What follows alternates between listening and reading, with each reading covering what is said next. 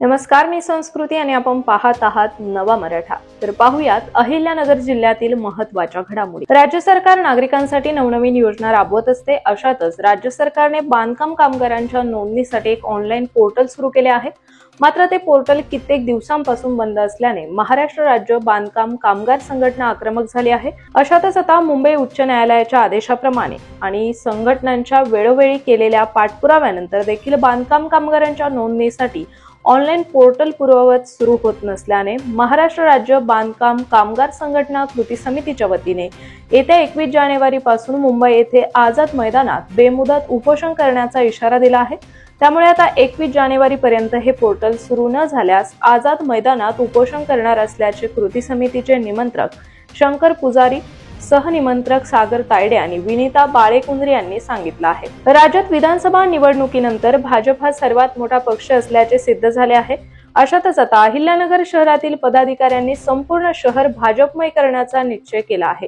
कारण आता शहरातील भाजप पक्षाचे सर्व पदाधिकारी आणि कार्यकर्ते प्रयत्नशील आहेत। त्यामुळे आता घरोघरी, महाविद्यालय आणि विविध संस्थेत जाऊन सभासद नोंदणी सुरू करण्यात आलेली आहे। इच्छुक नागरिकांना देशातील सर्वात मोठा राजकीय पक्ष असलेल्या भाजपचे सदस्य बनवून घेतले जात असल्याचे शहर जिल्हाध्यक्ष अभय आगरकर यांनी सांगितले आहे। तर पाहूयात व्हिडिओच्या माध्यमातून सविस्तर माहिती। गेल्या अनेक दिवसापासून सदस्यता नोंदणी अभियान चालू आहे।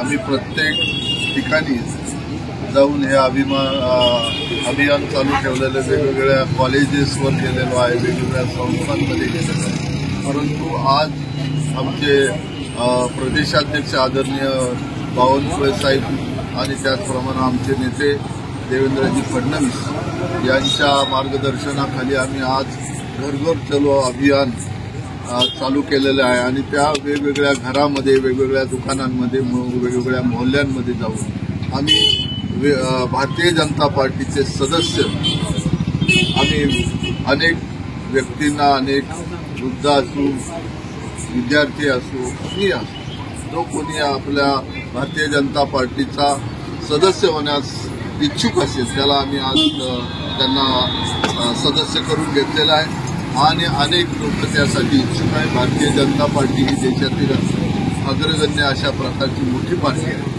सर्वात मोठी पार्टी आहे आणि त्याचं सदस्य होण्यासाठी आम्ही आज ही योजना परदेशांनी जी आम्हाला दिली होती ती आम्ही अंमलात आणलेली आहे।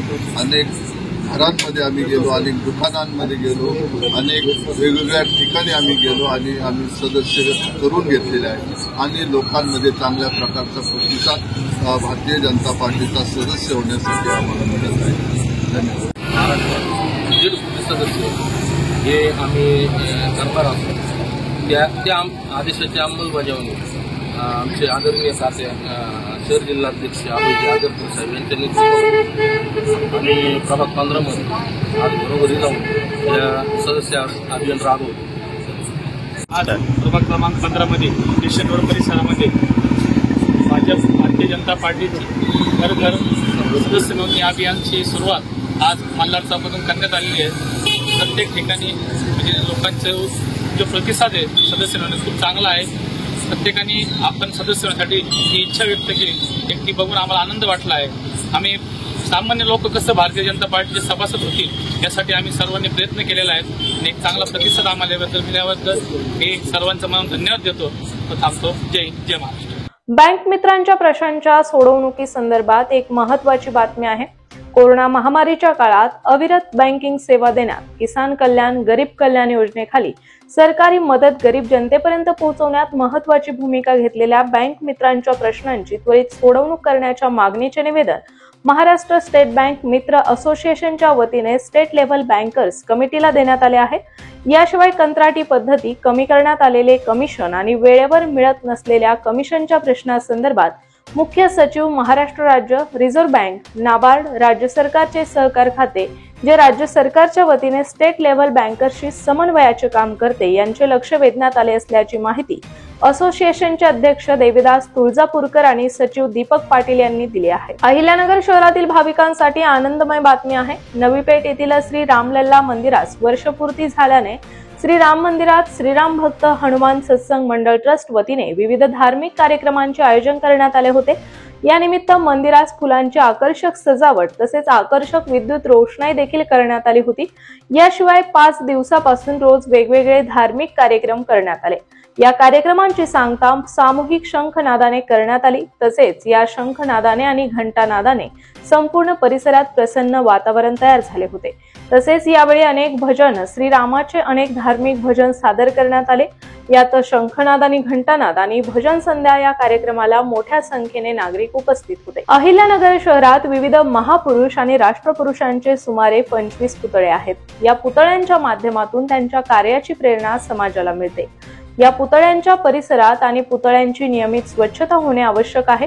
मात्र आता उद्यान विभागाने याबाबत गांभीर्याने उपाययोजना करून सर्व पुतळ्यांची नियमित स्वच्छता करावी।